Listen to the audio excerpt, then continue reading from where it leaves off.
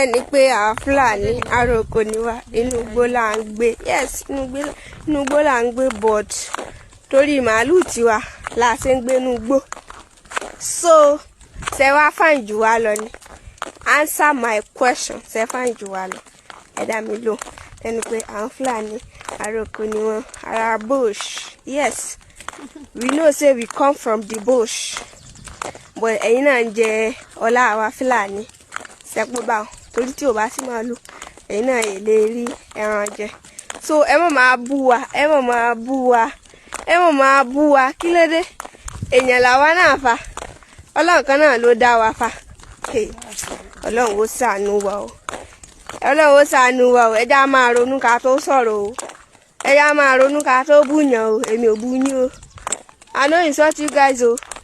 For you guys to know insult Fulani, me I no like am. I no like am. I no like am. You guys to know insult Fulani, me I no like am. I no like to be insult Yoruba, but me Yoruba no insult Fulani. Yes, we accept say we be Fulani and we live with our cow.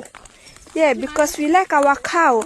Our cow is our work. Like you have office, you have school, you are a teacher, but us, we have cow.